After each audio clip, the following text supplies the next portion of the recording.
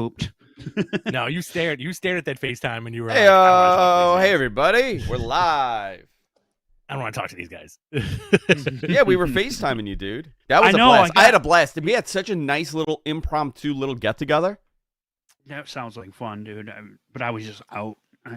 It was and such then a I woke great up time. and I had like all the missed FaceTime calls. I'm like, oh man.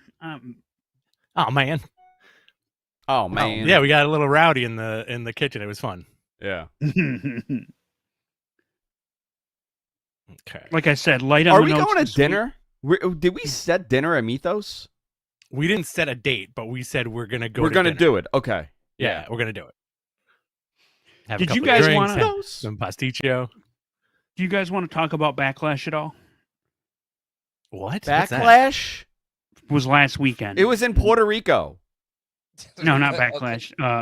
In May. It was a payback. Yeah. That's what it payback. is. Jesus. Yeah. You want to talk about that? Yeah. Okay, I'll add it in. And then change this. Why did I? I put feel like back? that's old news, I'm man. an Like that idiot. already happened. It happened Payback? last weekend. Yeah. Yeah, we didn't talk about it, but it's all right. We can talk Well, about we got I'll add we it if got you guys have $1.99 time. here. Batcher 3000. Happy Friday, my poor righteous teachers. it. Well, Glassdoor Gamers, we'll answer Glassdoors at the end of the show when we do questions. Let me see. Andrew's got a heart out at 11:40. I got a heart out at 11:35. Yeah. Okay, 11:35. Who do you strap first? Great answer. Great question.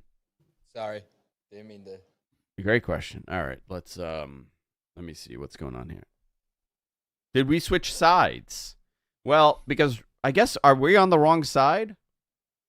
No, No, we're I'm looking at each other. You. I'm looking at Yeah. you. And I'm looking at you here. Yeah. Here's looking at you, baby. You know, there's an app that puts AI for your eyes to look at the camera, even when you're not. I wonder how ridiculous it would be because I'm looking here the entirety of the show. You ever see Blade 3? Yeah. Okay, so in Blade 3, Wesley Snipes hated the director, and there was one scene where he refused to open his eyes, and he was laying down like he was dead, right? Okay. They CGI'd open eyes Why would he on do top of him.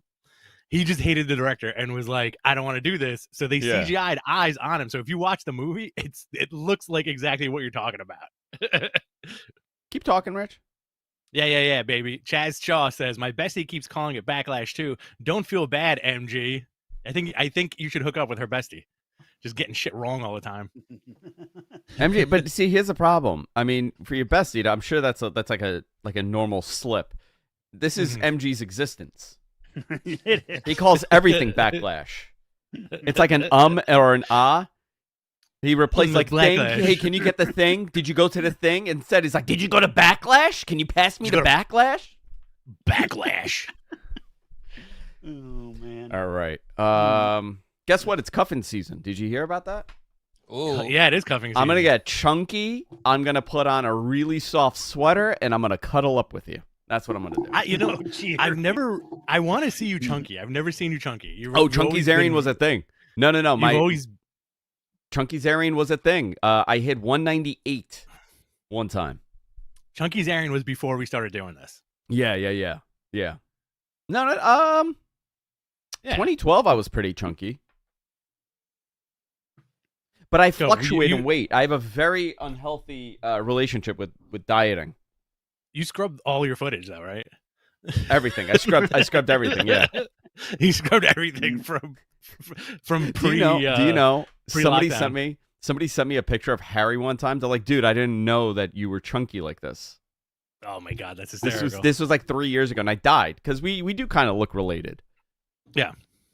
Harry could be my cousin. I love him. He just messaged me. He reached out. He's like, listen, I want to grab lunch with you. My girl and I will come out to Bayside. Let's plan it. I'd love to see him. Harry's the best. Yeah, good dude. All right, boys and girls. It is 10:30 here on the East Coast. I went tanning yesterday.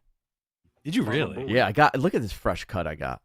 Look at this fade. Nice. Where'd you go to? Gotham, but not Gotham. The place by you on that used to be the movie theater. I go to the place that was the movie theater. Yeah. The vaudeville theater. I missed that movie theater. And then I went tanning. I was like, I'm gonna go tanning. Need a Did little you take color. Hunter tanning? Hunter goes all the time. What's up with that dude that you and Deegan keep sending pictures of? Which dude?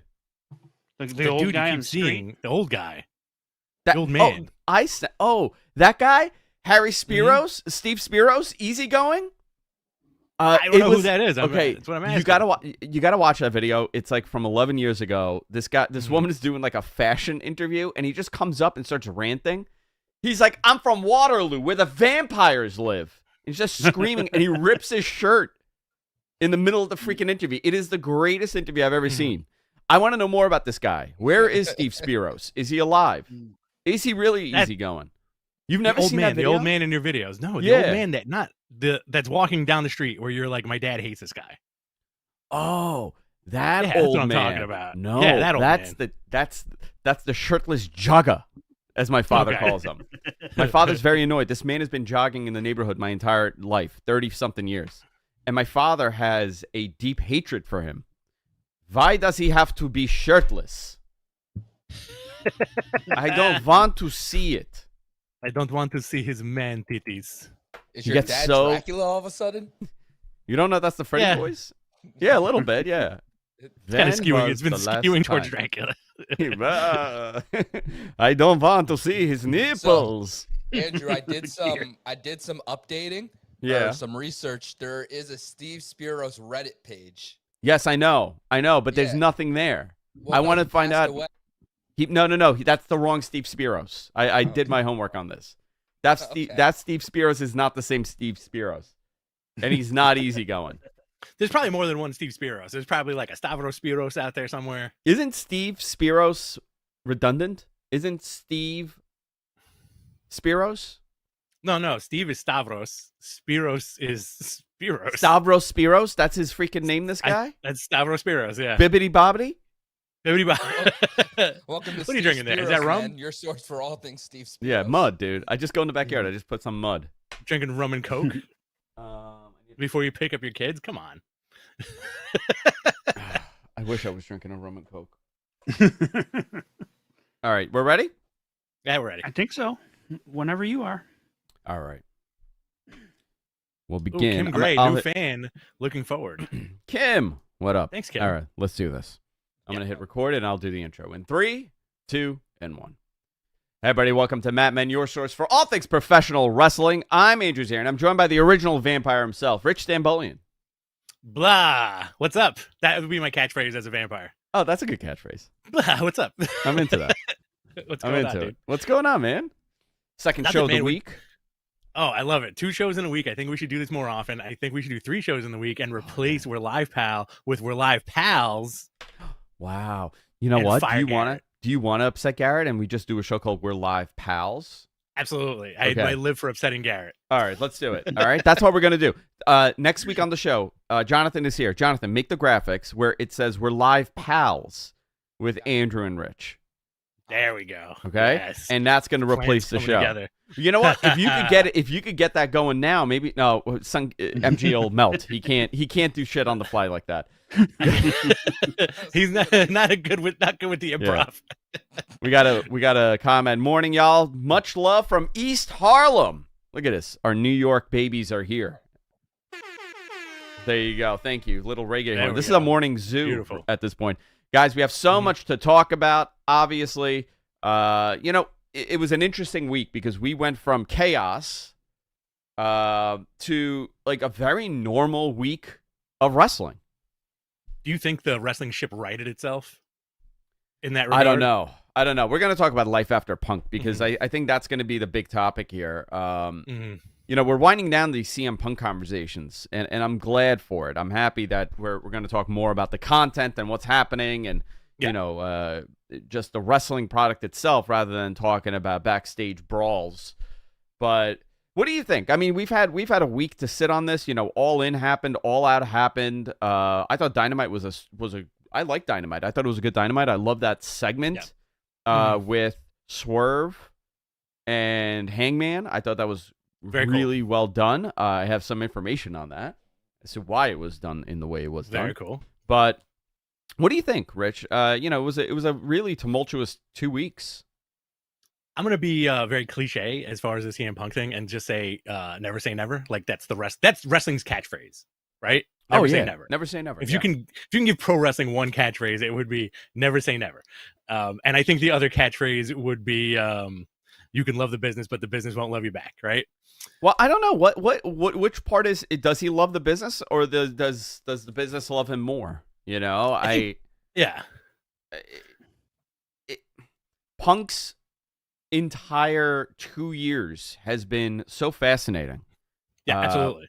You know, this is a guy that left wrestling 7 years ago, or 8 years ago, or 9 years, whatever it is now, in a really bad way, and he was applauded for taking a stand. And if you really, you look at the details, I mean, in reality, he was upset that he didn't get to main event WrestleMania, and his match with Hunter, he was upset that it was a lower end match. I don't think it gets bigger. I mean, listen, man, I know headlining WrestleMania as the world champion is what everybody dreams about, but I mean, having the semi against Hunter is not a bad, it's not a bad position to be in. Well, also, he is definitely one of my top 5 Undertaker WrestleMania matches too. That's a feather in your hat, dude. And he was bitching about that too, right? He was not thrilled with that. It's very interesting because, it's very easy to poo-poo everything this guy's done after the fact because everybody looks at these videos, everybody looks at these clips, especially the clips that have been going around from AEW where, for example, yesterday I was scrolling and a lot of people were posting the clip of Eddie Kingston cutting the promo on him in the ring, right? Going, nobody likes you, nobody wants you here, blah, blah, blah, blah, blah, right? And then all those other promos too, like Moxie cutting the promo, Jericho, whoever, right? It's very interesting how people are kind of like feeding off of that and then saying like, F you, F you, F you, F you. Is the guy done with wrestling? I don't know. Did the guy fit into this company? Apparently not, right? Because I think everybody had a different mindset and he came in, and I'm not saying he tried to make waves. We don't know for sure. We don't know the real backstage politics, but from everything we've seen and heard and all the hearsay, it's not a good look for this guy, but then off camera, you see him at the Cauliflower Alley Club, seems like a total sweetheart. Every interview he's done, he seems like a total sweetheart, total mensch, right? Yeah, I just think he just enrages. They get upset. Do you think that? Did you expect this to happen the way it did?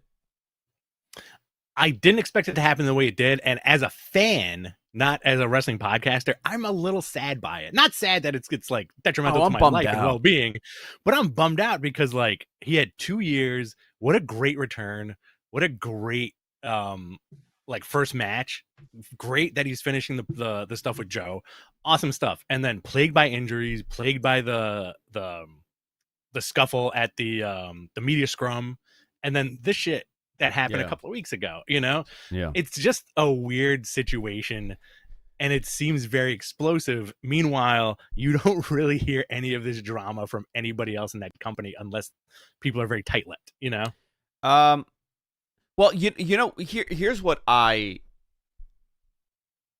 like. My whole assessment of the whole Punk thing, right? When he first left the first time after the brawl out, my whole point was, listen, if you are Tony, right? Yeah. The right thing to do is try to make this work. As a manager, as a leader, as the boss, you want to show that you are diplomatic and the business comes first over personal problems, and you will attempt to make this work. And you know what? Kudos to Tony, because that's exactly what he did. He saw the importance of letting this settle and making it work. You can't blame Tony for what happened now. He tried everything to make this work. Because A, he's a fan. 2, he knows the importance of someone like CM Punk on his roster. He knows what it means to his media partners and to shirt sales and toy sales and WBD. Oh, forget it. Yeah. Ad sales. He knows what that means. And he tried. And he gave it another chance. And they gave him another show. And he had a tremendous level of control there. And it still wasn't enough. It didn't, whatever issue he had was not alleviated by Tony's remedies. Right. And at that point, what can you do? What are you going to do at that point? You're going to turn around and say, okay, what else do you need? You're getting into fights here. You're yelling at this one. You're yelling at that one. It's not. Listen, I know he talks about Harley Race over and over again and how Harley, gave him the nod and the okay and the veterans were fine with him. But he ate so much shit for so many years. Exactly. And those same people that were kissing his ass when he was in WWE, when he was in a prominent position, were the same people that would talk everything about him. Were the ones calling, the dirt sheets and talking about what Punk is like really backstage. I mean, it's a double-edged sword for him. Some that he created and other ones that the business created. And I think he just could never get over it. I don't think he could get over the fact that these people didn't like him. Well, also, we mentioned this on the show last week. Like you just said, he ate a lot of shit to get where he got, right? Maybe, possibly, he didn't see that for the other guys on that roster. Because a lot of guys on that roster didn't eat a lot of shit. They did a couple of years on the indies, and then all of a sudden they're on TV. And I feel like that may do something to a person. To be like, like I was maybe a little bit of an ego thing. I hear wrestlers have ego sometimes. Hey, I was the internet darling. Think about if it was you, right? Like, and listen, I got a comment from somebody. They're like, I can't believe how soft you are on CM Punk and his problems. He's a dick. I'm like, I don't know the guy. Exactly. And this is like, listen, man, he didn't commit a heinous crime for me to be like, this guy's a piece of crap. He has a work-related issue. I don't know him. Is he difficult? Yeah, I'm sure he would say that he's not the easiest guy in the world. I think that's already known. But if that was you and your entire career, you were just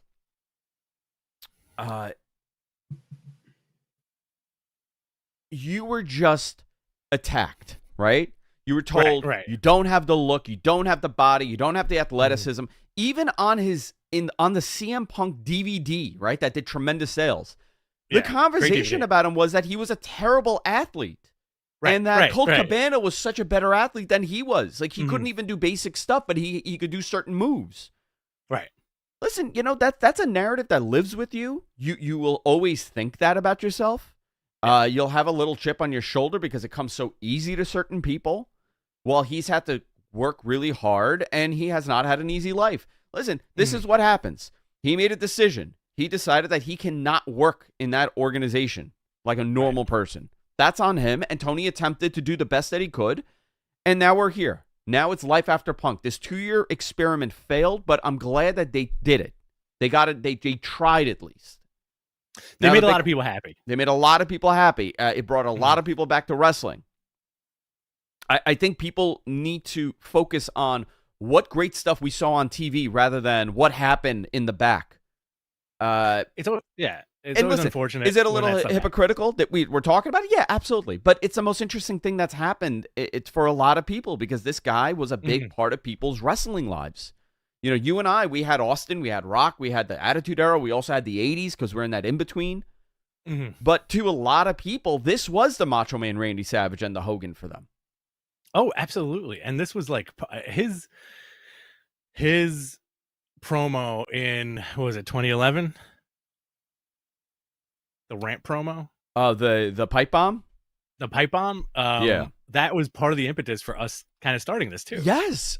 We rarely talk about that. That brought me back to wrestling. I was watching, obviously, but like I wasn't like watching. In it. Yeah. And we got lunch and we were going to do a gaming thing. You were going to do like a gaming podcast. And we started talking about wrestling for like 45 minutes. And we're like, okay, maybe this is it. Yeah. Because you were going to do the gaming thing. Then you started the comic book podcast and it turned into wrestling because it was so out of the norm. He brought up New Japan. He brought up Ring of Honor. It created something. I mean, you can't take that away from the guy. Right.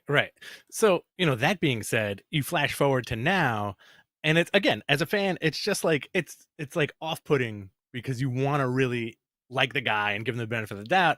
And then you hear all these weird rumors and stuff. And I don't know how true they are, but there was like a rumor this week or something floating around the internet about how one of the reasons he blew a gasket was that AEW re-signed Kenny and the Bucks and Hangman. I mean, what does he think they're going to do? Right. You're going to give away. I mean, I can't believe that to be true. Like, I find zero factuality behind factuality. That's a word. Right. That's factuality. A word. Yeah.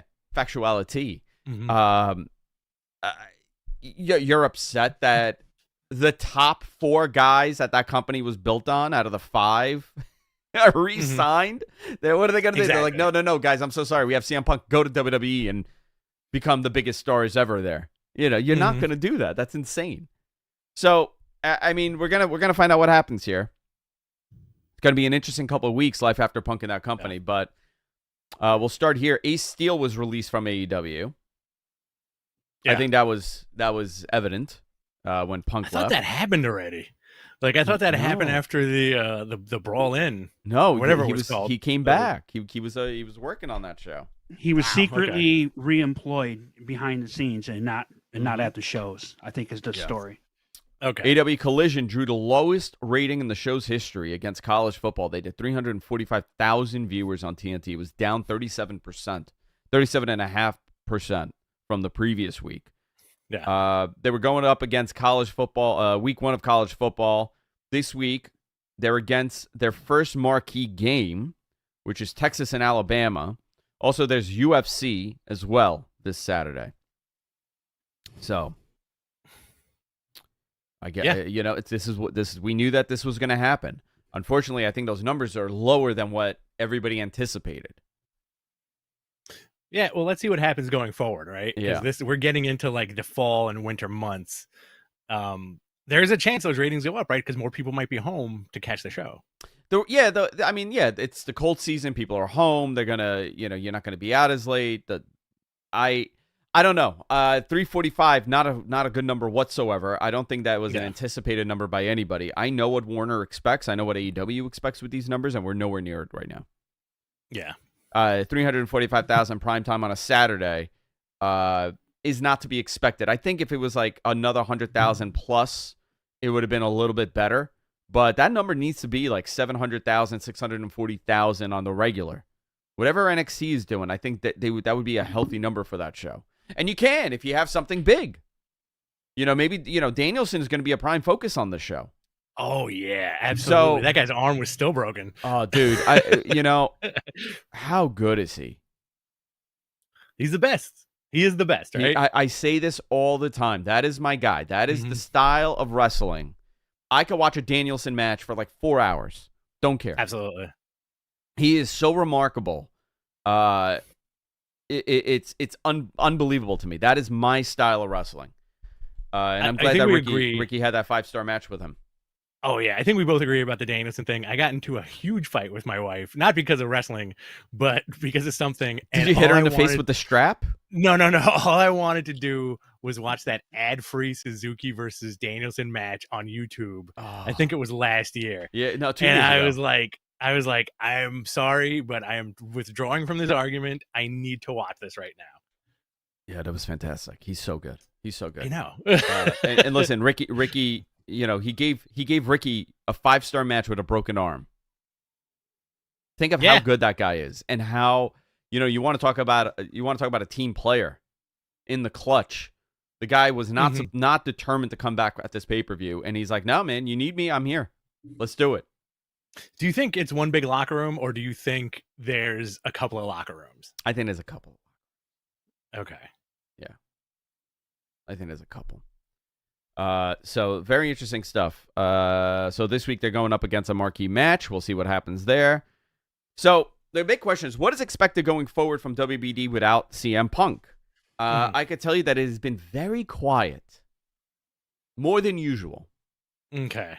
But I would say it would be really a benefit if they're able to grab a marquee name that is not in that company. Edge. Currently. Listen, man, I don't know whatsoever, okay? I have zero insight on what Edge is thinking or what the contract situation, but I'm back. I'm working for WB Mason. I'm working for WB Mason? What is he doing? Paper? He doesn't realize it's Warner Brothers Discovery. He thinks it's WB Mason. He's like, it's not WBD, it's WB Mason. He gets the wrong job? He's a paper delivery boy? He gets the wrong job. He has to drive that mustachio truck around now. Mustachio truck around New York. Nobody knows what we're talking about. Nobody knows. Stupid truck. Stupid. I hate that fucking truck, dude. Hate it. The worst. Yeah. I'm going to glue my feet to it, and I'm going to hang on the sides like that guy at the U.S. Open. You saw that bozo? No, what happened? Some bozo environmentalist glued his feet to the floor at the U.S. Open and started screaming about, climate change and everybody's carbon footprint. Like his feet, like his Yeah, bare fossil feet, or fuels. like, yeah, his feet, his or like bare his feet. sneakers. Should've And done he's with like, sneakers, man. fossil fuels need to stop. And I'm like, you know what they make that glue out of, right? It's made with oil that comes from the ground. Right. Bozo. You know what? They should have just left him. They shouldn't have done anything. Yeah, exactly. Bound him, just shut his mouth and just let him there. Leave him to the birds. They'll eventually get him. Yeah, exactly. So, I mean, listen, Edge, he's 48 years old. You know, maybe you get a couple great matches. Edge and Omega. You get Edge Danielson again. You could do, these cool matches, but that's about it. Here's another question I had for you, Rich. And this is a question for the live audience. If Punk was brought in as an attraction, right? They said, okay, he's only going to do, he won't be on every pay-per-view. We'll bring him in for a program. He'll go away for a little bit. We'll bring him back again for a program. He'll go away for a little bit. Would that have been a solution to this? Or would we have always ended up here? I feel like we would have always ended up here, but the timeline wouldn't have been 2 years. It would have been 4 years. The timeline would have been, his contract would have been over by then. So Yeah. How long was his contract? Just like a year and a half, 2 years? No, I think it was a long deal. I think it was like a 3-year deal, or I don't think it was a 1-year deal. If I would say ideally, let's say if the guy was healthy, right? You do a few matches to start, get that ring rust off, and then make it an attraction. Make it like, somebody like Ricky Starks, almost the same thing. Somebody like Ricky Starks comes out and says, is there anybody in the back who could take me on? Hear the music. Here comes Boom. Punk, yeah. Big marquee match. They had that match with Darby, right? He had that match with Kingston, which was great. He had the program with Mox. He was in some really, like, I want to see matches. Yeah, and but maybe it was too much too soon. I think that may have been it. Maybe, maybe his eyes were too big for his stomach. MG, can you quickly look up exactly how many matches CM Punk had in AEW? Because I feel like we think it's a lot, but I feel like it's less than 20 in the last 2 years. Is it less than 20? You know what? That's a great question. It maybe it is. I feel like it's around like 12 or 13. You say 12 or 13. Okay, let's do this, okay? Here we go. Maybe 14. Ready? I'll be generous. I'll say 14. 1, 2, 3, 4, 5, 6, 7, 8, 9, 10, 11, 12, 13, 14, 15, 16, 17, 18, 19, 20, 21, 22, 23, 24, 25, 26, 27, 28, 29, 30, 31, 32, 33, 33 matches. That's actually, I got to tell you, that's a lot. In 2 years. In 2 years with an 8-month absence and a 2-month and then another break. Yeah, it was almost a year words off on that one. there. I mean, that actually, for AEW, that's more than most people wrestle. Yeah. If you wrestle every other week, that's 20-something matches. That's fascinating. Well, he was doing twice a week sometimes, right? He was doing Dynamite and Rampage. And Rampage? Okay. Yeah. Oh, let's look at his matches. You ready? Let's look. Darby Allin. Powerhouse, and then the second match was Powerhouse Hobbs. Great. Okay. Daniel Garcia, Matt Sydal, Bobby Fish, that Bobby Fish match with the weird finish. Eddie Kingston, QT Marshall, Lee Moriarty, Cash Wheeler, and Dax and MJF, and him, Sting, and Darby. Wardlow. That was great. Sean Spears, MJF. He had him and Mox versus Wheeler and Dax. Dog collar match, MJF. Match with Dax. Max Caster. Penta. Him and Penta had a match on Dynamite? They sure in did. April? I don't remember that at all. Dustin. He had a match with Dustin. John Silver, Adam Page. He had a tag match. He had CMFTR and the Guns and Max Caster. Moxley. He had another Moxley. He came back, his first match back. Him and Dax and Wheeler against Samoa Joe and Juice and Jay. And then, we're here. Right? Another tag match. Kojima, Samoa Joe, Ricky Starks. He had a tag match with Darby against Cage and Ricky. He had a match with Ricky. Another tag match against against Malachi, Brody, and Buddy. Another tag match against Brian Cage, Jay White, Luchasaurus, and Swerve, and Samoa Joe. He had some wacky matches. But at one point, you see, like, after the Kojima match, that's when it gets very curated. Yeah. A lot of the same kind of, like, rotation, sort of, Yeah. Fascinating. Very fascinating stuff, yeah. But that Meltzer thing also is kind of interesting, too, right? That people feel that a cloud was lifted. Yes. Yeah, of course. I listen, man. You've worked with people that are very, they walk into the room. You're like, oh shit, they're here. Yeah. I'm sure that was like that for a lot of people. I'm sure it's sad. There was a cloud over that whole All In show, and I think it's so terrible. Like they were not able to capitalize at all on that. Yeah, even though that show, I watched it back again. What a show! I think I watched it twice. Yeah. I didn't watch that back. I watched All Out twice, and I thought that show was much better. I liked All Out so much better. It was All Out was very good too. Great show. Two banging shows back to back. Yeah. Yeah. Yeah. And then we got a Grand Slam in a week and a half. I gotta get those tickets. I'm gonna see. We gotta get them tickets, man. Yeah. We should try to get press passes. MG. Well, I reached out. I haven't heard back. If somebody at AEW is listening, get back to me, please. General Sheikh Adnan Al-Kaisi passed away at 84 years old. People remember him from his run in WWF as a Iraqi general, and he was with the Iron Sheik, which was Colonel Mustafa at the time, and Sergeant Slaughter at the time when he was an Iraqi sympathizer. Wow. I was at that SummerSlam, the match made in heaven and the match made in hell, when napalms turn to nuptials. Why do you say that like that, Vince? Why does he say that? Then napalm turns to nuptials with the wedding. I'll say whatever I want. I'll say whatever I want. I was like, whoa, what is napalm? I didn't know that as a kid. Okay. And then Hogan's doing this, and thought it was awesome. He passed away. He was apparently he was like Saddam Hussein's bodyguard at one point. Wow.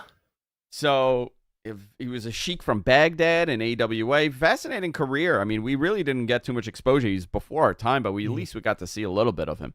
Fascinating stuff. Gunther has become the longest reigning Intercontinental Champion, defeating Chad Gable on Monday Night Raw with a fantastic match. Passes the Honky Tonk Man's record. I think Vince, for years, wanted that title away from Honky. Absolutely. Absolutely. You have Gunther, and then you have Honky Tonk Man right after him. It'd be funny if they strap Gunther with a Honky Tonk Man style gimmick now. Do you remember when that guy lost his mind on us on Twitter randomly? Who, Tonk? Honky Tonk, yeah. There was a couple of guys who lost their mind on us for zero reason back in the day. Was he one of them? I don't remember the circumstance. Honky was one of them. He's like, he started tweeting us randomly. He goes, you boys talk a lot of shit about me. And I'm like, I don't think we've ever mentioned Honky Tonk Man on the show. No, I don't. Yeah. And then Taz yelled at us. Yeah. I vaguely remember. I remember that. Yeah, I think Kevin Nash blocked us early on for something somebody else said. Somebody else said it. They tagged us in it. I love Kev. Somebody made a quad joke, and then we got blocked. Was it a quad joke, or was it like a ravioli joke? Oh, the ravioli jokes are great, though. I could watch him eat ravioli for like 45 minutes. That's one of my favorite videos. The greatest shoot interview ever. Him just eating ravioli in some man's kitchen, and his wife is bringing him very comfortable. A mundane salad. I like seeing videos where people look very comfortable, and that guy was eating a lot of ravioli and drinking red wine and answering questions. He looked like he was in heaven, so it was pretty nice. Yeah. Per the Wrestling Observer newsletter, All In was supposed to air on Max, but the technology was not ready. I reported that how many months ago, guys? Years ago. But I will say, Max is doing some tests in the fourth quarter. Yeah. So the problem was, if this show was going to be free, they could have done it on Max. But why would you give the show away for free? Yeah, exactly. Stupid. Why would you give away millions of dollars away for free? They didn't have ads sold for it to generate the revenue. That takes a lot of time to put that in. Maybe there wasn't enough ads in the inventory to allocate over. But, I mean, Max does have the technology to live stream right now. They do. But the problem is the pay-per-view feature. And I know that they're working for this. It's not just for AEW, though. This is not going to be just an AEW feature. So if they could move all those things from Max, from BR, I don't know. Is there anything else on BR at this point? No. There's a lot of shit on BR. There's a lot of stuff on BR, my friend. This website is terrible. I downloaded BR on Apple TV the other day, and all it showed me was AEW. AEW, yeah. Oh. So it's coming. We just got to wait. These things take a while. It's out of their hands. Code development on something like this is not an overnight thing. No, not at all. Especially during a merger when priorities shift. You're determining what's your priority here, and I think a lot of that was affected here too. So we'll see what happens. WWE's looking to re-sign LA Knight to a long-term contract per Fightful. He's expected to get a mega push. Great. Yeah, man. He's over. He's over. People love him. Kids love him. Men and women love him. How do you feel about his yak catchphrase? I don't mind it, but I think it's a little much now. It's like he's saying it too much. It's just too much. Too much, yeah. Too much, yeah. So what does he do? Does he go? He in terms of that big push, right? What are we looking at? Dethroning Gunther, Seth. I know he's on a different show. Yeah, U.S. title. I think you hit the nail. I think getting the secondary title and making that his thing for a little bit, and then having him challenge for maybe Seth's belt. He's not beating Roman. Sure. That's not the unless dude. Never say never, right? This guy can get really hot. He could get Austin hot, and he could go after. I mean, what happens then? This is a nice little monkey wrench in that WWE side of baby faces. I do feel like if they ended up doing the Roman thing for some reason, I feel like the lines would get even more blurred to the Austin thing. And I don't know if people would eat it up or if they would just say, hey, this is kind of like hack. I don't know. I think his Austin stuff is, for me, I feel warmth because it's a little nostalgic. It's nostalgic enough. Yeah. Like his whole entire spiel, that's how like a wrestler is. So I like it. I'm going to tell you, man, teenage kids love him. Boys love him. They like the whole shtick, and this is what got Austin over. So I think they have something. Even like the Ken Kennedy comparison. Oh, yeah. Do you remember how hot he got? Oh, my God. I used to love it. That was the point that I wasn't as invested with wrestling. So it didn't. I didn't see it as much as other people, but he was on fire for a period of time. Can I tell a quick stupid story? Yeah, give me. When my buddy came over, we used to watch wrestling all the time together. And when Kennedy debuted, he thought he was like, what was that guy's name? Mr. Sodomy? Mr. Like, Sodomy. No. So like every time he saw him, he would do the thing like Mr. Sodomy, take a beat, Sodomy. And it was pretty funny. But see, Jonathan laughed. Look at that. That guy loves. Of course he did. No. Of course he laughed. Of course he laughed at that. Of course he laughed. Yeah. He's very interested in my meeting yesterday. I had a meeting with somebody. Is this the artwork too? Yeah, he's very invested in my for the new show. Yeah, I'm working on something with Lisa Ann. Are you gonna take us to that thing you're doing? I'll take you to the thing I'm doing. Yeah, take me to the thing. Yeah. 2 weeks. Beautiful. Yeah, 2 weeks. So we'll I'll talk about it once it's all settled. So I mean, listen, awesome. It's things are happening. WWE's merger is expected to be official this coming Tuesday. What changes could you expect immediately? Do we get the Undertaker in the UFC game? Oh boy, that would be pretty effing cool. Awesome. I think you could throw Taker in there. Ken Shamrock. That's some of the rumors. That's some of the rumors that they might be doing that because the new UFC game is coming out. Do it. Why not? If you could put Freddy Krueger in Mortal Kombat, you can put the Undertaker in a UFC game. Yeah, why not? The universes are merged. It's like Marvel versus Capcom. Oh, absolutely. I want to see the wacky stuff. You don't want to see like Kane. Kane in the UFC? Kane versus Conor McGregor in the UFC? You don't want to see that? I would love to see that, yeah. I do think we'll get some crossover here. I think we'll get a little bit. But, I was thinking this, right?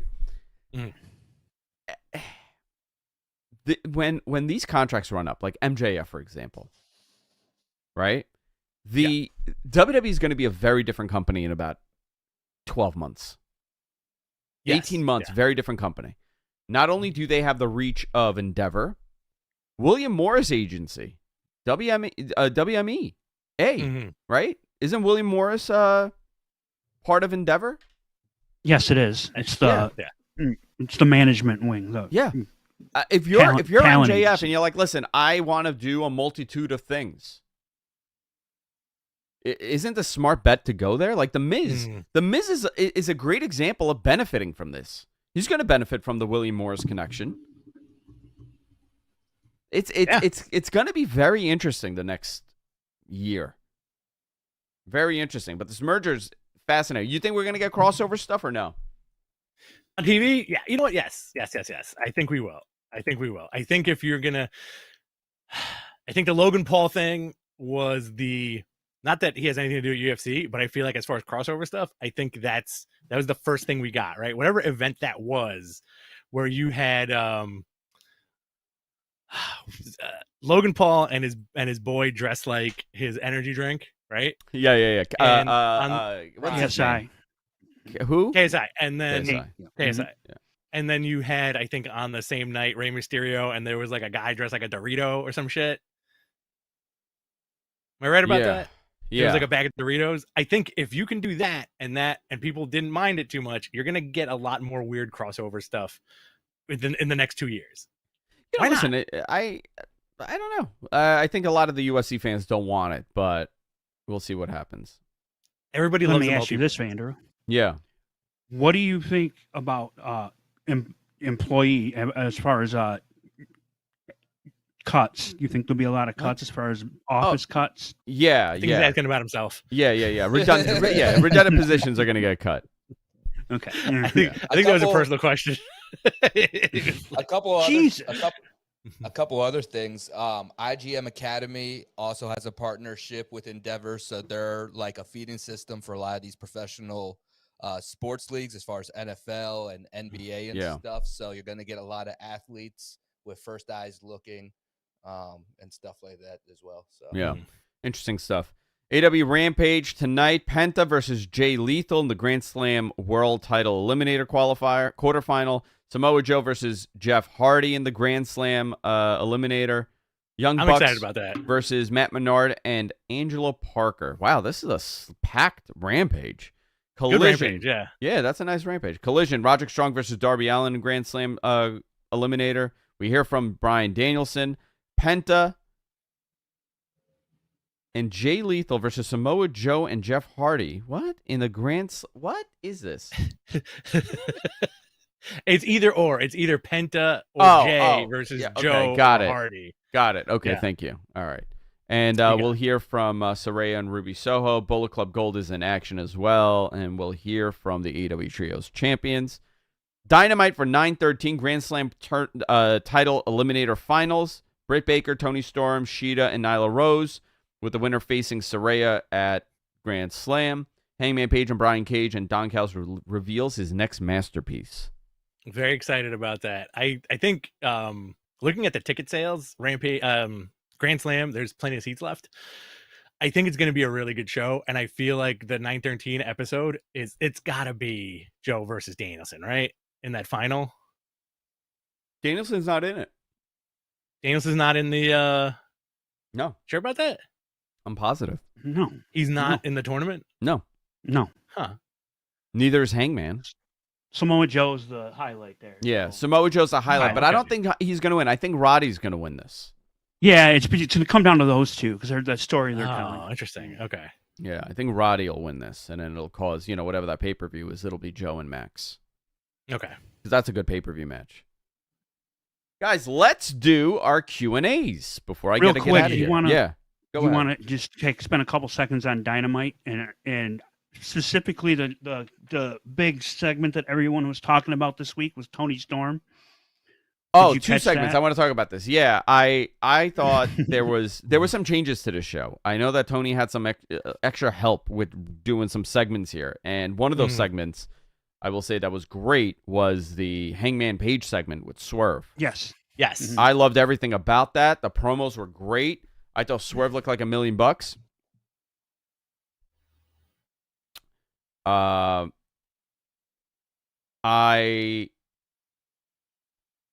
I would say that, that's going to be a fun program. But, I mean, a lot of the stuff was good, he said. He's like, listen, you've gotten a little fat. Now you're just getting deals because you were here before while I've had to fight for everything. If I had the opportunities you've had, I would have been the first black AEW World Heavyweight Champion. That was a great line. Great line. I thought it was fantastic. I thought he was great. Very good stuff. And then talk about your segment that you loved, the Tony Storm stuff. Oh, the chin up, tits out, and Chin up, for the tits shoe. out, and watch out for the shoe, and then the shoe goes. Yeah. Oh, someone put a montage together of all the time she's done it now. She's getting this over, and it's really, really. She's the new star of the women's division for sure. Love it. It's interesting. It's interesting she's doing like this Sunset Boulevard type gimmick. Yeah. Everything's like a performance now, and she's losing herself in it. It's very interesting. That's how it's. Yeah. I mean, and then her original gimmick, it was that she was a cute, sporty girl next door, right? That loved '80s music, and she came out to the original AEW theme was based on Barracuda by Heart, I do believe. Yeah, Mm. yeah. She was. I mean, she's always been great. I've always really enjoyed her. Even on the indies, she was fantastic. So I think there's a lot of opportunity there with her, and I'm glad that she's able to kind of experiment and do some different stuff. It sort of reminded me of what they did with Britt Baker when she first came up and she started working with Tony Schiavone. Yeah. And their chemistry just got her over. And now she's similar with what she's doing with Renee. It's like great. Yeah, it's been really good. Really, really good stuff.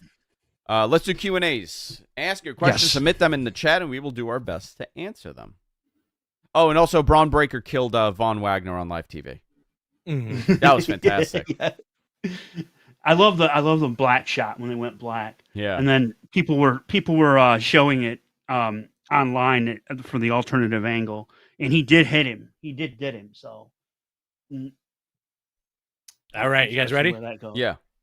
We're going to do some questions. Andrew's got to get out of here early, so we're going to start questions a little early. Super chat us if you want or not, whatever. I'm not your dad. This is from Glassdoor Gamer. Who do you strap first, Starks or Swerve? I'm going to go with Swerve, man. I'm going to go Swerve also. Yeah. I think they've been leading up to him with a big belt since his debut. The dude's money. The dude is money. Yeah. I think he's, and he's put on some size too, dude. Swerve has put on some size, so I think he's getting ready for. A lot of people there realize how good he is. Not taken away from Ricky, but Swerve. I think I would put it on Swerve first. He's one of those interesting guys that came over from WWE and is making such an impact, and it works. Like whatever they strapped him with on SmackDown wasn't working. This is working. Yeah, definitely working. This is from Christopher Dunn, $1. And if Punk does another Art of Wrestling style podcast, but about AEW, who would do it with him? I don't even think Cornette would want to risk ending up in court. I think there are many people that would want to do that sit down. Doesn't Dax have a podcast? Not anymore. No, they ended it. What? After what, like 3 episodes? Yeah. Yeah. It wasn't very long. It was a few episodes. Yeah. Wow. Okay. I would say like somebody like Dax, maybe if Bret Hart has a podcast. I could see someone like Nick Hausman pulling that. Listen, I don't think it's going to be. I don't know. I don't know what that gag order is. I don't know what, if they're going to issue a gag order. This is going to become a legal problem. I don't know how many NDAs were signed. I don't think we'll get an Art of Wrestling style podcast about this. Yeah. Maybe in a couple of years we'll get one of those wacky shoot interviews. Yeah, maybe. Who knows? Or it's going to be tight-lipped, or he's just going to say something in an interview somewhere. It doesn't have to be a podcast or a shoot thing. It could just be like some kind of interview where he's like, yeah, this is what happened. F it, whatever. Yeah. Or he could carny it, put it behind a paywall, and then like make some real bank, I think he would make some money. Yeah. This is from Good Doer 627. Do you think Hang on one second. Lost it here. Joe Do you versus think Joe versus go ahead. MJF will last till Full Gear with 2 big shows in between Grand Slam and Wrestle Dream? I don't know if it's going to be at Full Gear. I don't think it's at Grand Slam. I think Wrestle Dream is more realistic. But I don't know. We'll see. Either Wrestle Dream or Full Gear. Okay. Let's see. Here. It's from Brian Knight. 1 year from now, CM Punk will be in WWE and Impact, the newest member of the Mat Men, or retired. 1 year from now. I don't know why everybody thinks Impact. I mean, they can't afford him unless he wants to work for free. Does that guy want to work for free and possibly get injured and then have to, like I don't think. I think WWE is the most realistic outside of retiring. Yeah, but I don't know. He does Japan. Yeah, but he never really did Japan. He wasn't a Japan guy. Yeah. Mm-hmm. So I mean, can you go to Japan and have a one-off? Yeah, I'm sure he can. But that would be cool. I know that plenty of people are not high on Punk, but there's also the enemy of my enemy that's willing to pay me is now my friend.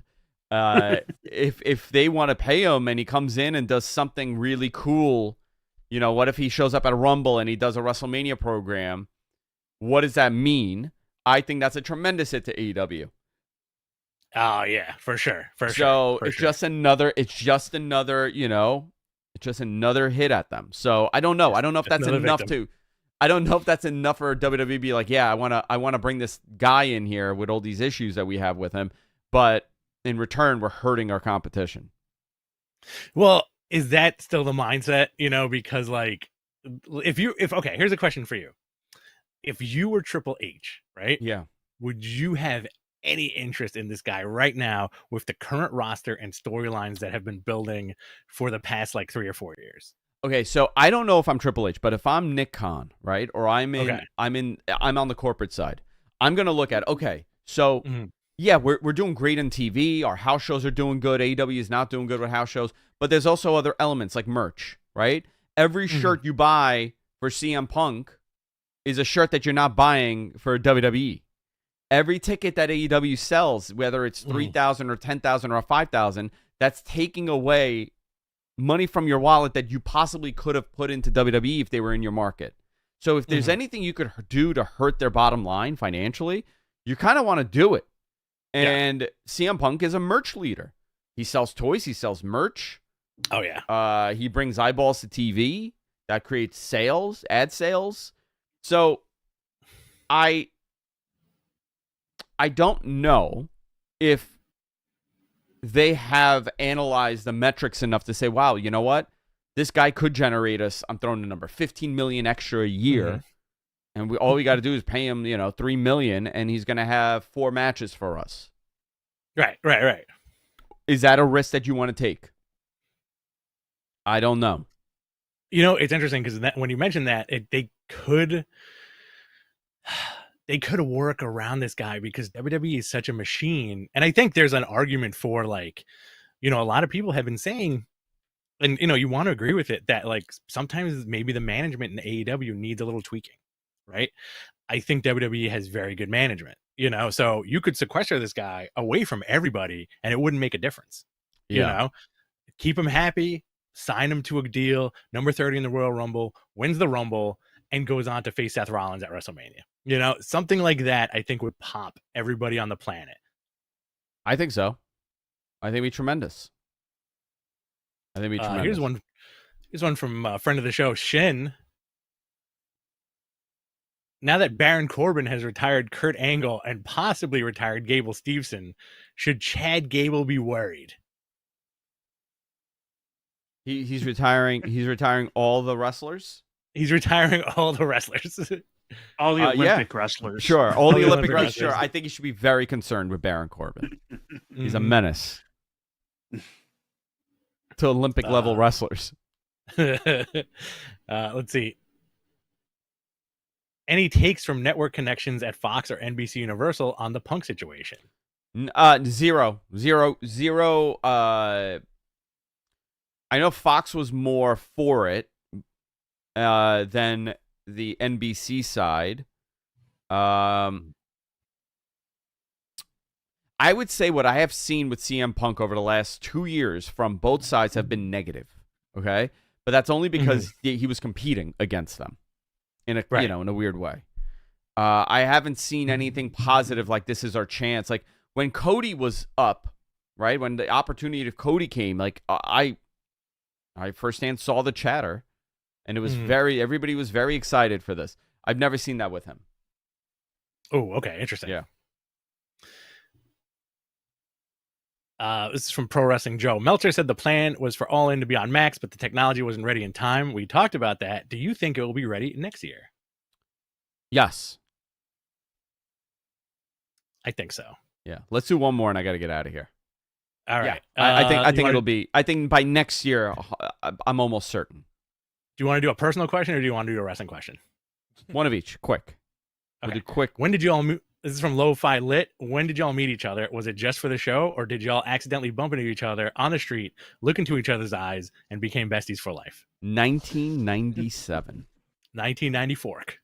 1994. We met in 1997. And then that was it. And then we were friends for a couple of years, and we didn't speak for a couple of years. Not just life got busy, and then we met up again, and that was like, okay, let's do it. Yeah. It was fantastic. Super easy. Super easy. Let's see. That's how me and do a MG good became one. friends. All right, let's do one more. Each other's eyes. All right, let's see here. Okay, this is a good one. Since it's September, Brian Knight. Hashtag Ask Mattman. Who is your wrestler of the year so Bryan far? Danielson. Bryan Danielson. Agreed. It's Danielson. What a guy. What a trooper. What a guy. What a needle mover. Right up there. Mox, Roman, Mox, guys from the Roman. Shield. Yeah. Seth also, Gunter. Gunter's in the conversation. There's a lot, like Kenny always is in like the top 10. But yeah, Danielson, right? Danielson, for sure. Cool. Everything he does is fantastic. I thought you'd say Jeff Jarrett. Double J, ain't I great? Double J. All right. Yeah. Want to wrap it up? Yeah, we're going to wrap it up. Guys, that's it for this week. I'll be back on Sunday with Wrestling Observer Live and everything else I'm doing. Follow me on Twitter @AndrewsArian. Follow Rich, BTC Rich, and we'll see you all next time. Take care. Later.